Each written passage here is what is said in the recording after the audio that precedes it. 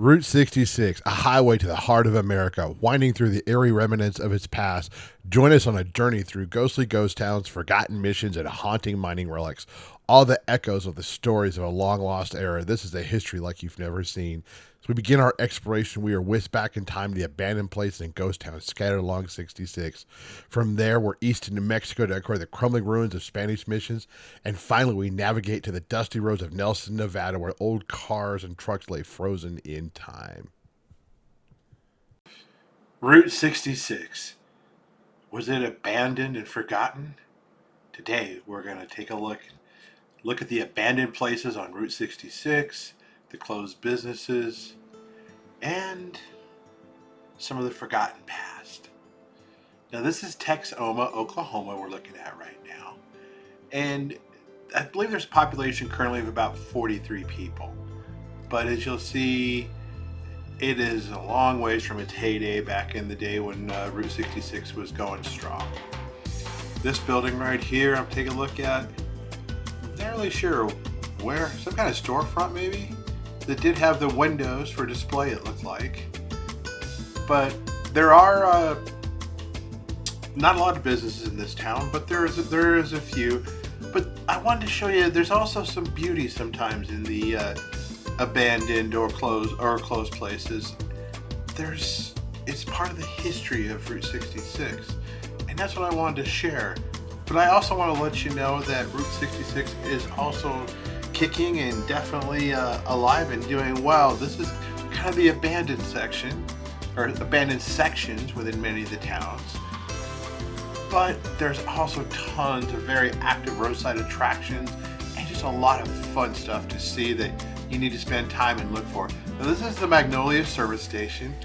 Unfortunately, it's pretty bad state of repair, but it is a historic building actually.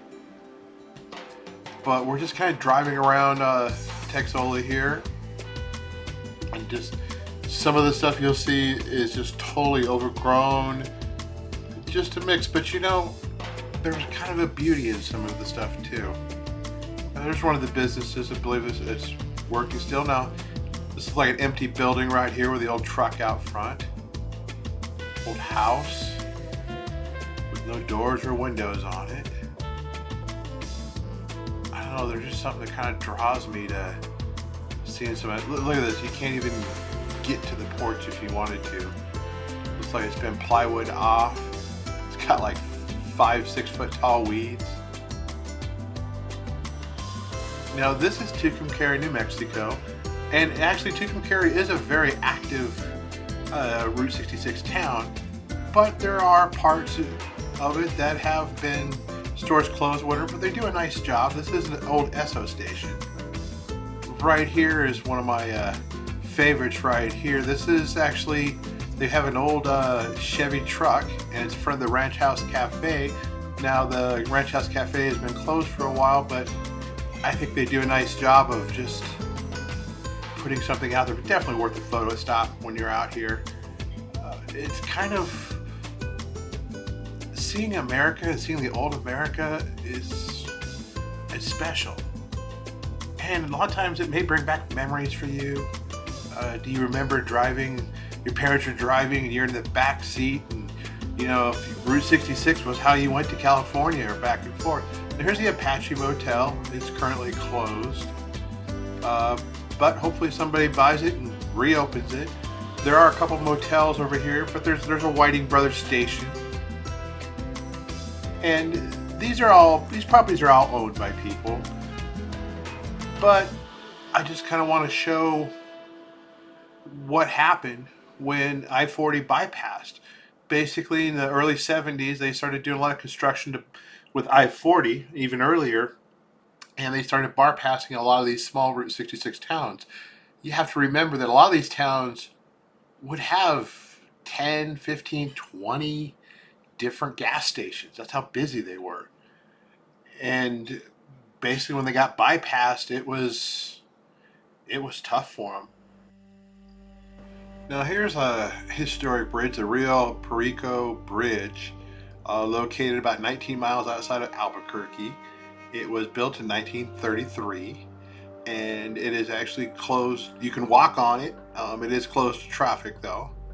But I just wanted to kind of show you that, this is part of some of the Route 66 that was abandoned too back in the day. Now this was active, I believe, until the mid '90s. It was used as a side road. I-40, I believe it passed it probably in the, well, 85 at the latest, but it probably earlier on it. You can see I-40. That's I-40 right over there that you're seeing with those cars and trucks on it. And right here we're looking at, this is probably, I don't know, 20 miles up the road in New Mexico. It's an old Whiting Brothers station. And you can see we'll get a good look at the sign here. See the Whiting Brothers on that. It's pretty cool. The building's pretty rickety, but... And then there's some structures across the way. You see the backside of the highway signs. And this is the Whiting Brothers. Like I said, this was... You can tell this has been a while back from looking at the signs. They also had, I believe, a grocery and a motel at one part. I'm not sure where the motel was, but you can see right there where the groceries and motel. And this was kind of like just out in the middle of nowhere, really, this place. I didn't really see hardly anything else around it when I was looking around. Now, this is coming into Grants, New Mexico. And Grants is really cool. They've got a lot of old signs that were around, when Route 66 was really active. And this is one of them right there. There's just a little outside of Grant, Blue Water Motel. A little misleading. I don't think there was any blue water around here. And there's some more of the signs. You can see this old Zia right there. Pretty neat. The signs they used were just awesome back in the day. Oh, the Route 66. Now here's one, Roaring 20s. I think that was a liquor store, or so I'm not quite sure. Maybe been a dance hall back in the day. Now this is Boland's Trading Post, and it looks pretty much abandoned. Now these places are abandoned, but they are owned by people, so they're not something you can just go through. This is a private building now, but I'm looking at, it was a gas station. You can tell by looking right there. You can see the old gas pumps. And you can also kind of see like one of the old trading posts from back in the day. Thorpe, New Mexico, I guess is where we're at. It's just outside between Grants and Gallup. Now this is in Arizona. This is Meteor City. I do know as of this video that it was currently closed. Hopefully somebody's going to be doing some restoring and bringing it back to life. But it's a neat little place there. We also have, that was a gas station. I believe this place closed down, and that gas station is 78. But we're in Two Guns, Arizona, and what was really neat, this is an old ghost town. Had a zoo, a trading post, gas stations. The zoo actually had mountain lions in it, which is pretty cool. This is the backside, and just kind of walking so you can see a lot of it. And we're gonna go and let you see the cages. They had mountain lions. They had just all sorts of stuff. Gila monsters. There's actually was a murder that was committed here. The guy who built the zoo was leasing the land, and then he killed the landowner. He never went to jail for it, but he did get mauled by mountain lions twice and was bit by a Gila monster. And I guess he kind of ran out of karma at that point, and he left, and the widow took over everything. But this is just a neat looking place right here. It's sad that they got some of this graffiti. I mean, some people just have no respect. This is not something to graffiti. You wouldn't graffiti your car. Why would you graffiti something, a neat old historic place? But that's just kind of a pet peeve of mine. But anyway, that beautiful sunset starting up there. Hey, howdy, Big Mike. That's me. And there's their stairwell. This is the back side. And then you can walk through and you can see some of the buildings. This is actually in the front here. This is the remains of the old gas station. And now we're going to take a look. There's buildings across the way. And then you're also the bridge. It goes over Diablo Canyon. And the other thing that was here is the Apache Death Caves. Supposedly back in the day, a bunch of Apache raiders were caught by the Indian tribe that they'd taken a bunch of women from, and they basically found him in the cave and took care of him. Now looking right here, this is just some more views of the inside of Two Guns. Like I said, it is such a neat place to look around. This is most likely a lot of the zoos. I think there was one part I looked at, looked like a bathroom at one part. But you can see like the cages, so these would be the different cages. I don't know what that was. It's interesting though. I mean, just you gotta love the history of this stuff. I mean, can you imagine what this was like in the 1930s? I mean, I think this was built in 1926, 1927. But could you see this thing as it was as a tourist attraction back in the day? I mean, to stop and see the zoo and see the mountain lions, historic Route 66, baby. Here it is. We still have a bunch more cool old abandoned stuff to look at. Right here, this is actually the only national park on Route 66. It's Petrified Forest National Park. And they actually have that's an old Studebaker there, and it's definitely worth a stop. This is outside of Holbrook, Arizona. And it's pretty cool. And look what they did. They made a bench and stuff out of the of a front grill. So I think that's pretty neat. Now this is on the way into Oatman, coming from the Topak side. Is old Phillips 66 station that somebody's restored some to go ahead and just show people what it was like. Now this is driving into Oatman. Now Oatman is a ghost town, or was a ghost town in the 1960s. It got bypassed. 19 was it? Bypassed, I believe, 1952 or 53. I'm not sure. One of those years. And when it was bypassed, it pretty much died. Now it wasn't a bypass because of I-40. It was just rerouted because it was a pretty dangerous road the way it was set up. So they rerouted it from Kingman to Needles. But we're going to drive through town. This is actually technically was a ghost town in the 60s. This was a ghost town. And this originally started as an old gold mining town. And it's pretty cool. It was actually named Oatman after one of the Oatman girls who was kidnapped by Indians a long time ago and then finally rescued. And what's really neat about this town also is a lot of times you'll find burrows and stuff like that. It's getting towards evening when I was coming through. I was coming through on a Route 66 trip from, I was heading over from California, so it was kind of getting early. But it was, there we go, 1953 it was rerouted. And that happened a lot with Route 66. Some places you'll find 3, 4, 5 places where it was rerouted. It was very common because they'd find a better way or politics, go through a better town. You know, this was kind of the politics of going it through. They originally did it to go through Oatman, and a lot of that was kind of politics because the other way was probably a lot easier. This actually, I believe, though, was part of the Beale Wagon Road. And then I believe it would be part of the Old Trails Highway on that. And we're kind of just heading on the outside of the town on Oatman here. Kind of neat little gas station. Now these are some of the mining structure houses that the miners used. Big gold mining was a big deal out here. This is, I don't know, 4 or 5 miles outside of town. It's actually an active gold mine here. Now this is Truxton. It's between basically Kingman and Seligman on Route 66. It was bypassed in 1978. It's a Truxton Cafe. Got the Orlando Hotel. It's a pretty cool sign. There's a Frontier Motel. They also had a cafe here.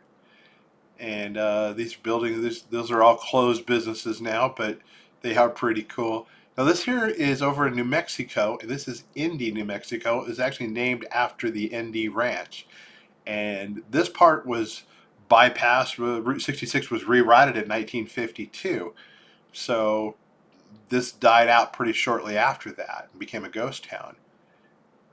But I just love looking at some of these old buildings. I mean, they're just classic here. It's a shame there's graffiti on them. That irritates me so much, just seeing people put graffiti on stuff. It's like, if you want to put graffiti on something, put it on your own car. Don't put it on somebody else's property or ruin it for everybody else. That's just messed up. You can disagree with me if you want, but hey, we all have our opinion. You know how that works. But there's also a second ghost town here. And we're going to go out to Glen Rio. And what's kind of interesting, let's see here. Oh, well, first we're going to take, now Now that was really neat. The windmill going with the old truck. I found this and it was just a little bit off the path. I just thought it was amazing looking to get a video of that. I mean, that's just classic Americana, abandoned. Now we're driving down, this is old Route 66, and you can see it's a dirt road. And we're actually heading to Glen Rio. This is one of the old wood bridges, and those are what you actually currently cross. There's a couple of them that you'll cross over. I believe this is the foundations from one of the other bridges, originally when they were passing, I'm believing, but I'm not sure. This is Route 66. You can see they had it as a split, divided highway here. And now we're coming into Glen Rio.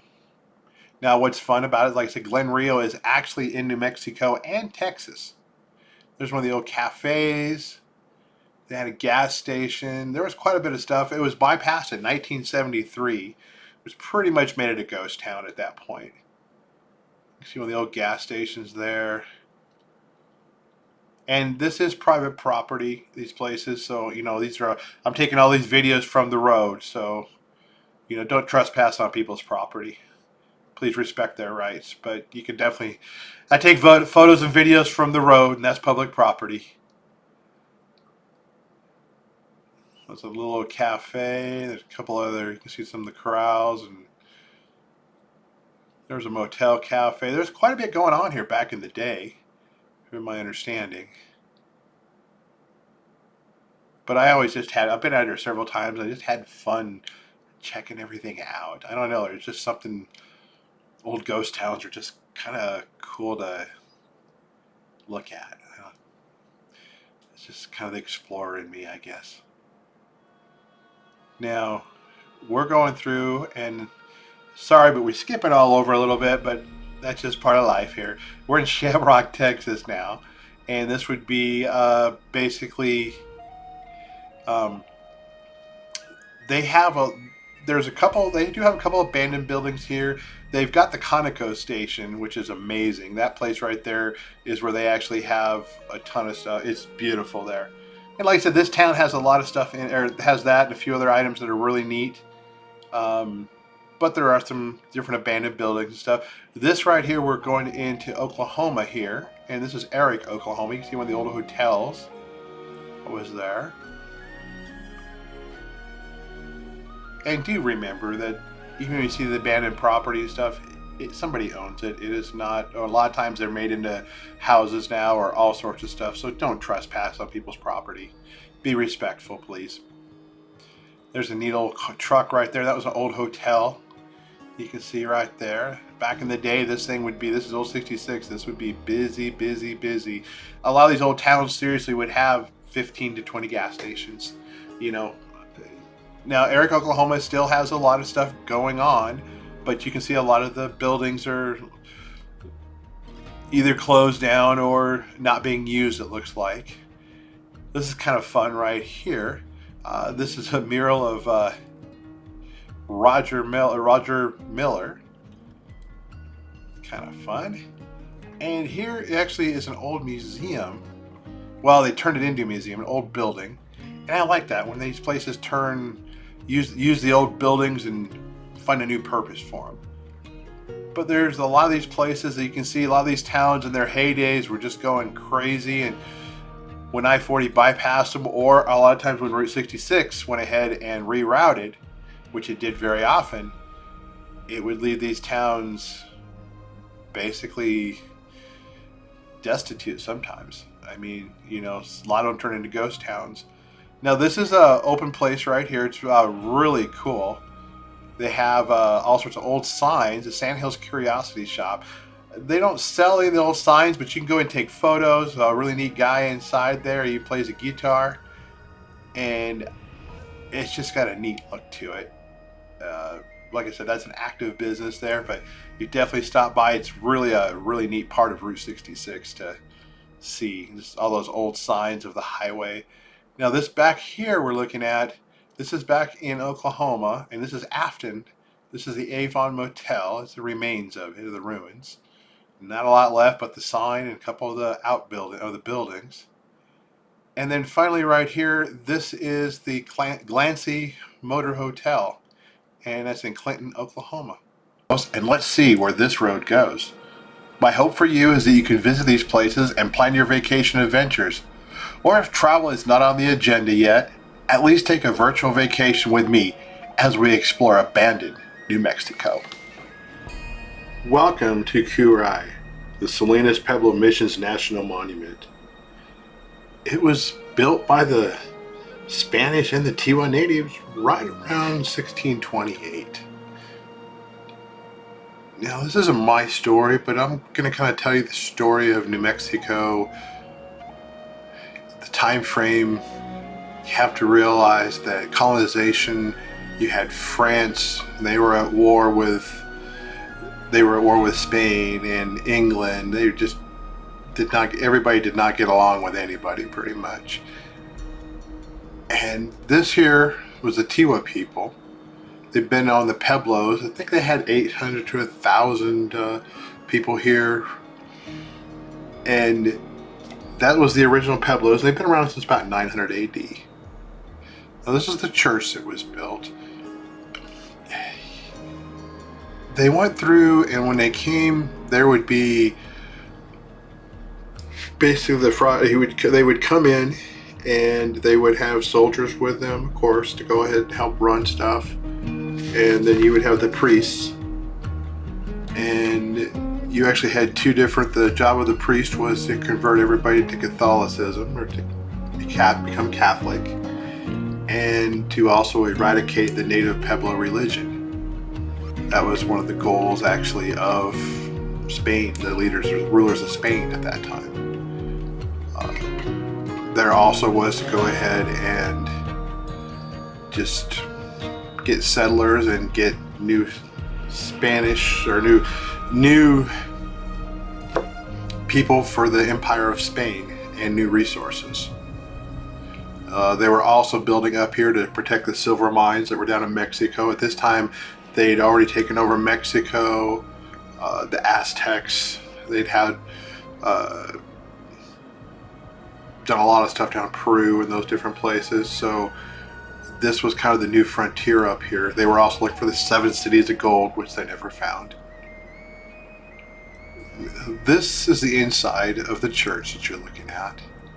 The walls are 30, 40 feet. I mean, you had to, when you come into this place, I mean, you had to feel small. It was huge. One thing the Spanish were experts at was building, and they used the local rock, and they actually built 3 different missions that are all within about an 80-mile radius. There's my wife. She's about 5.5 foot tall, just to kind of give you an idea how tall this stuff is here. But I'm walking. I'm 6'3", and I feel kind of small in this place. I mean, looking around here, I almost feel like I'm exploring. I don't know, just it's like I step back in time a little bit. It's amazing. This stuff's over almost 400 years old. Now look at the beam right there, and I'll come a little closer for you to better look, but that was hand hewn, and you can see the axe marks on it of how that was made. Now, one of the things that Spain did offer to the locals was they taught them the farming. They also brought in livestock, sheep, oxen, horses, and they also taught them things like irrigation, different things like this that they'd never seen before. So that was a really big bonus. And when it all started, when they were coming in, they were usually fairly well received. Of course, they brought gifts, did the whole thing like that. But a little later on, one of the other things that happened, unfortunately, is that the locals or the natives had no resistance to the diseases that the Spanish had. And a lot of them died off that way just from the diseases they had no immunity to.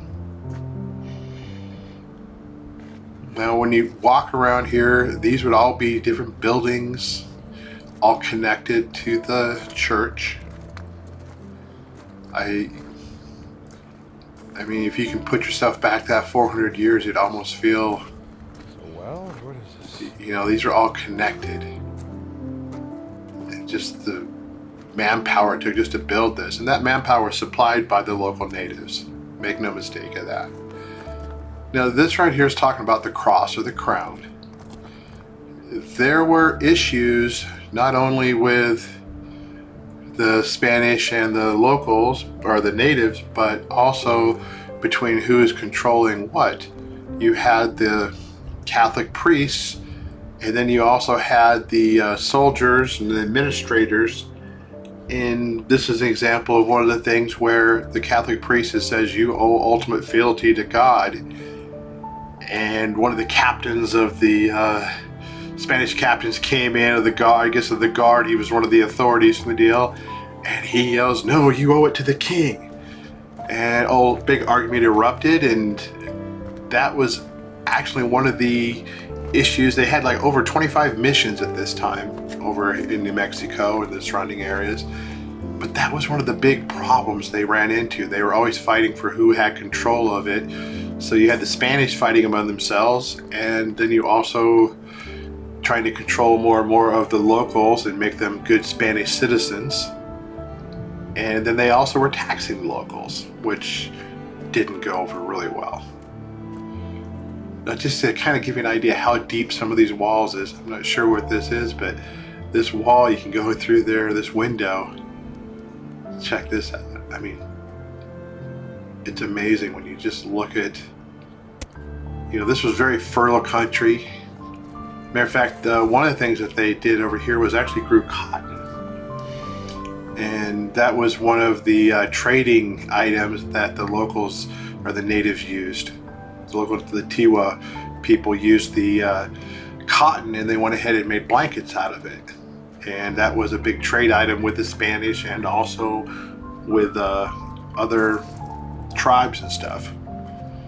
Now, there were also issues as far as like the Plains tribes, where they're considered the Pueblo enemies. So that was always a problem with raiding and stuff like that. So just kind of the time period of what you're in, you just have to kind of step back and realize where you're at. Now, as we go through this, almost amazed. Can you imagine with all the roofs and what everything? And this was 2 stories up there. A lot of those holes would be where the big beams. You'd have big hand-hewn beams that would go through. Just imagine trying to build that. I mean, something that's 40 foot tall, even today, if you were not using the cranes and stuff, can you imagine doing that all by hand? It's crazy.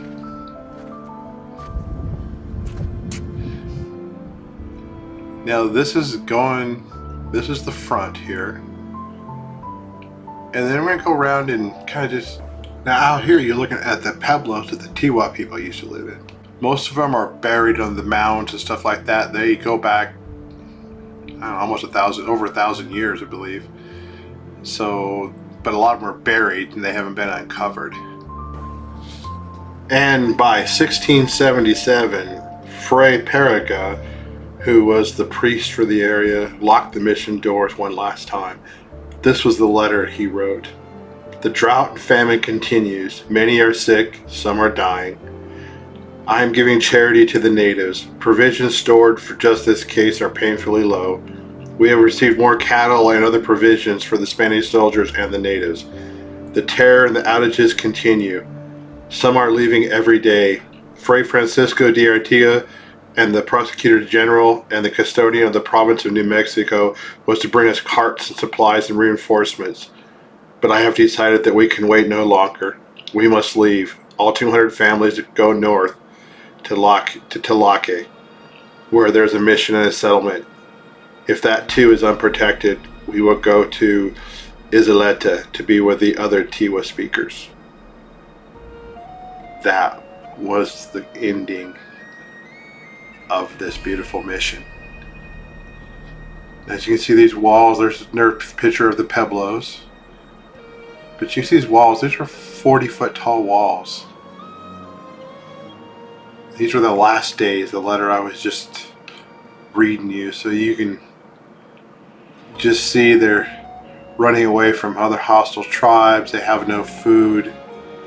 There'd been a drought for 3 years that's just decimated the local populations, not to mention disease, a lot of the stuff that was brought over by the Spanish that they just had no way of fighting at all. No immunities. So basically this magnificent church and everything lasted for about 50 years. Just kind of giving you a little different view here as we walk around the outside. It's amazing. They only last for 50 years, yet 400 years later, here we are looking at what they built. You know, nothing we built nowadays is going to last 400 years, not much anyway. Welcome to Mission San Gregorio di Abo. You can almost hear like the chanting voices or the mission bells as they ring. This mission was from 1622 until 1673. When New Spain, when the Spaniards came over and built some amazing places, but this was also all built with native help. Their goal was to go ahead and convert everybody to become Catholics. Didn't the first couple years, first 20, 30 years went pretty well, but there was also constant, like I said, infighting between Spanish soldiers, administrators, and the Catholic Church. There was always who was in control, and that was always an issue. And then the natives worked really well. Like I said, they brought a lot to it. It'd be irrigation, there would be farm animals, they'd show them how to raise things. But you have to realize all these areas were pretty prosperous before the Spanish came into them. This place actually had two churches. The first church was built in 1622. The church you're looking at right now was actually built, I believe, in 1651 is when this one you see that's standing.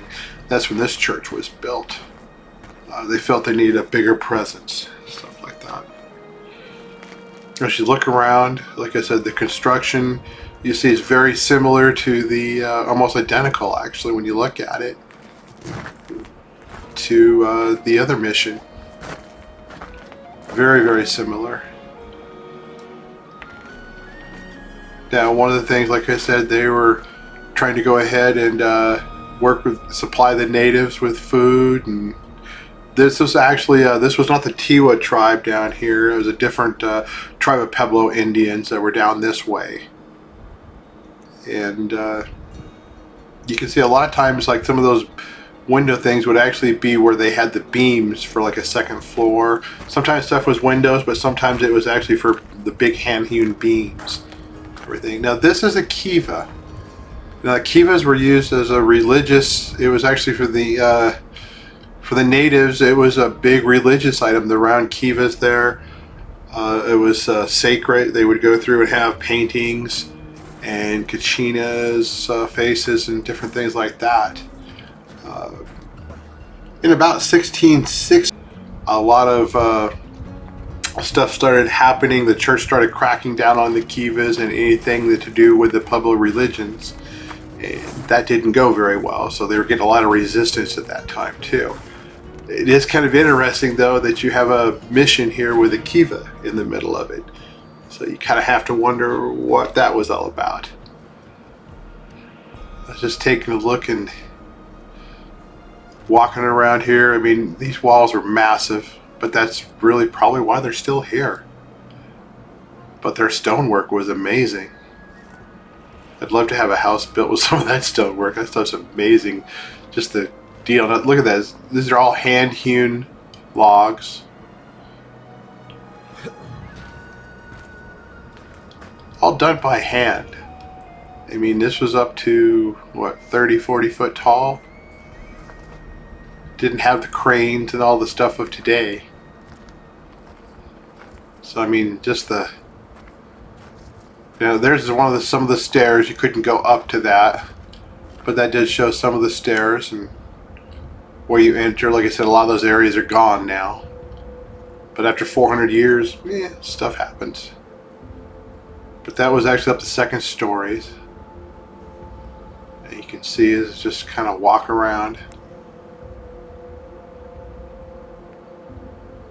And what started happening, they basically in 1673 they end up closing the mission, locking the mission, and leaving.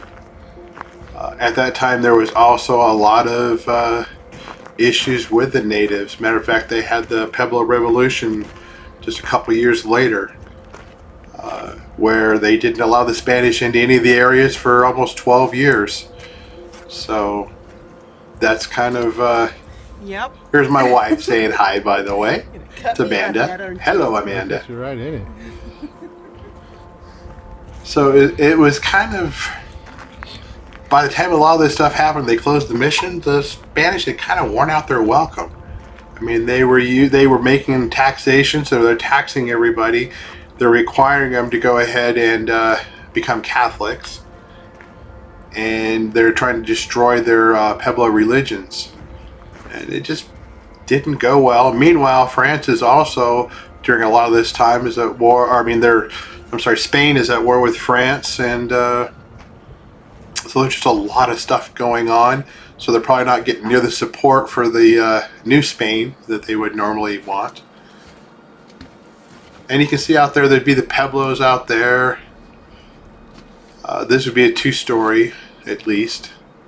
It's amazing how tall this is. Just kind of walking around to show it to you. This one, like I said, was unusual. It did have 2 priests at one time, which was unusual. Usually there was only 1 priest, but this one had 2 for quite a while. And now I'm going to go around and just show you the back. Look at that beautiful sky, though. New Mexico has just got some gorgeous outdoor settings, and this is the back side. And you'll see, similar, just like the other one, the structure where they had the how they built the towers and stairwells and all that. Everything is very, very similar to the last mission.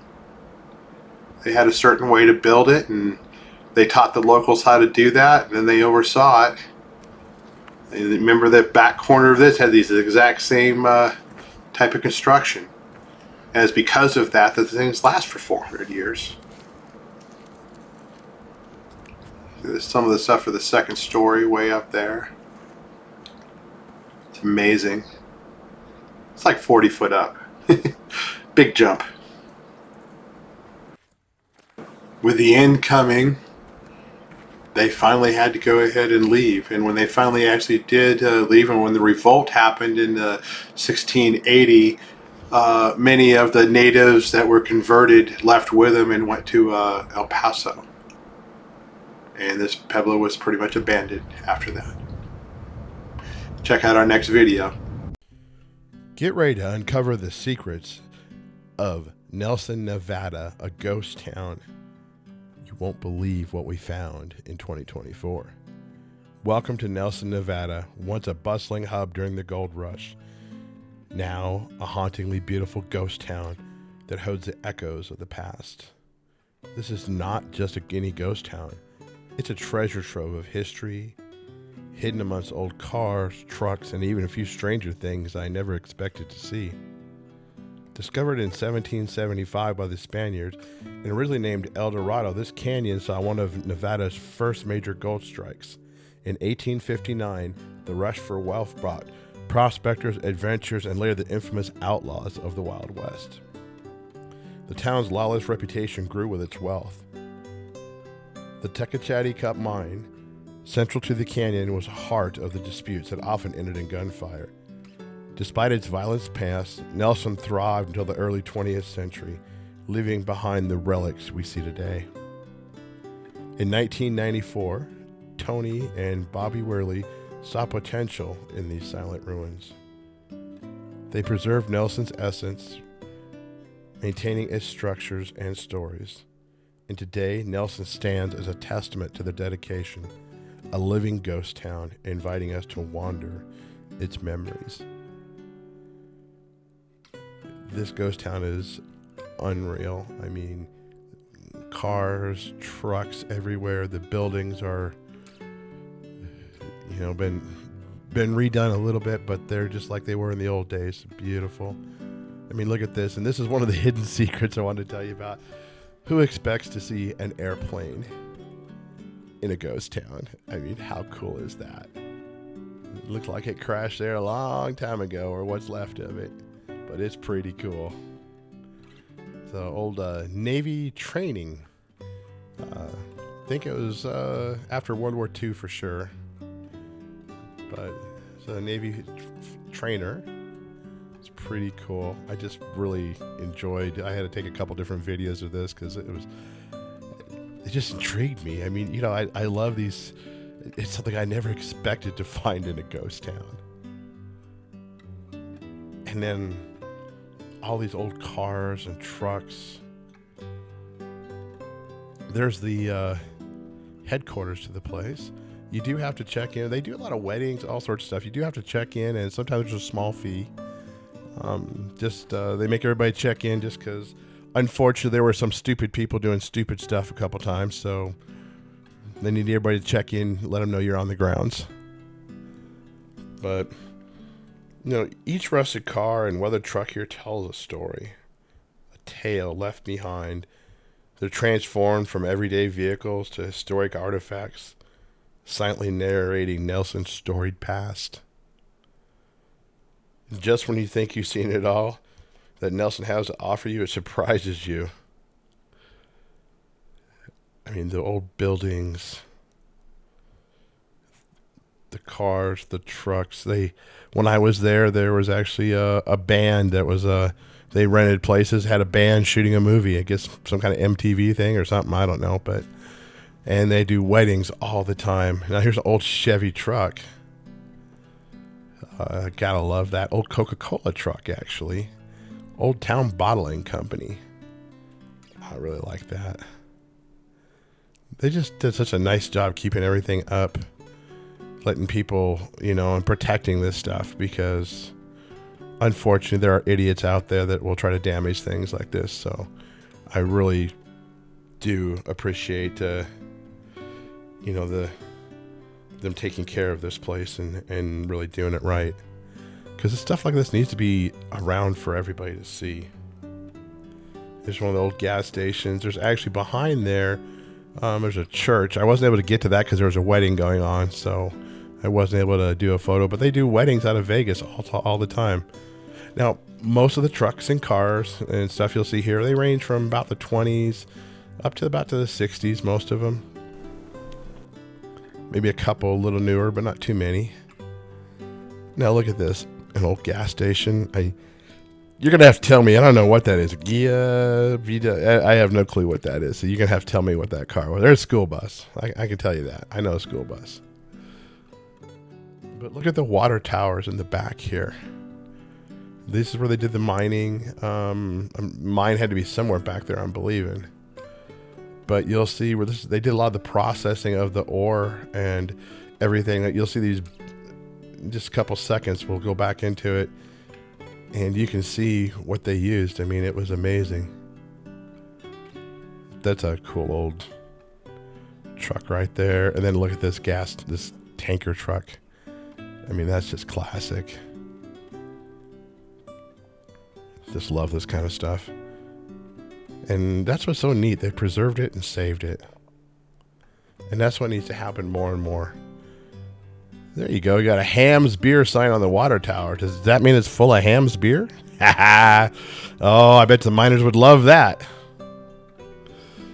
Old one right there. Looks like wood wheels. So that's got to be pretty old. 20s most likely. It was in the afternoon, so I had to kind of... Sun sometimes was getting in my way, so trying to get better angles.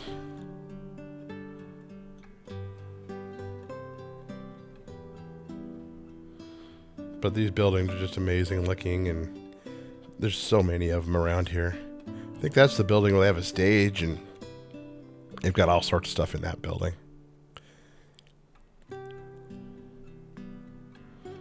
I'm just trying to kind of take a nice, slow gander around or look around for you and let you see this. But if you're in Las Vegas, this thing's like, what, 40 some miles out of Vegas? It's like 35 miles, 33 miles outside of Hoover Dam. I mean, it is definitely worth a stop. And if you're getting married, it's a private, cool place. They rent out the church right there, too. So it's definitely worth your time. They have parties. They do all sorts of stuff out here. You can rent a lot of the different buildings and do photo shoots with the cars and the trucks. And I mean, look at this. You got all the picnic tables, and you got kind of the inside of an old building right there. You complete with the stove and everything. And then look at that. You even got an old Texaco sign. Another old bus. Got a few buses out here. That's the main office back there. And we got a couple old Willys right there. I'm not sure what the other car is, but maybe you can tell me. Tell me in the comments. Help me out. What was funny, we had too much wind, so I had to turn the sound off.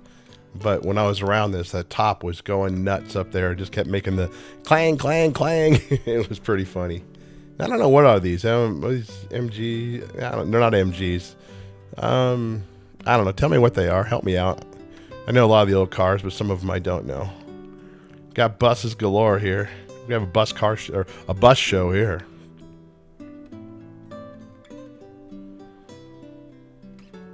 And got a little bit of sun going there. Yeah, we're checking that. Neat old car there. Old Chevy pickup. Actually, it's not a pickup. It's actually a van, looks like. Or panel truck, I guess is the correct word. There we are, back again. My favorite. The one hidden thing I never expected to see out here was an old airplane. I mean, it's one of the hidden gems. I had so much fun looking at this thing. That's why you see it a couple times in the photos. I mean, this was just cool to me. I've never had a chance to take a look at something like this, and you know, I mean, I've seen them in airports and different things, different places, or museums, but just to see it out in the middle of nowhere, it just got me real excited just to kind of see that. And there's that Edsel truck, hard to the side again.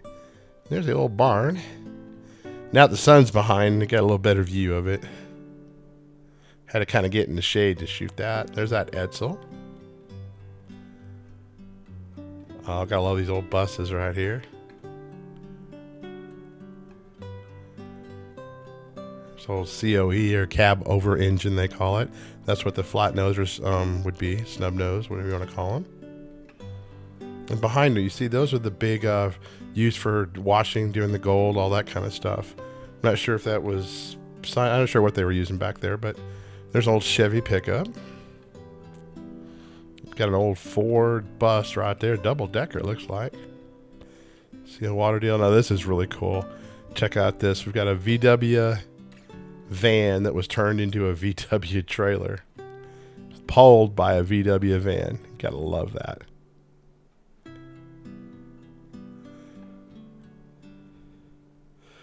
And the mountains behind here are just gorgeous. I mean, the setting that this place is in is just unreal.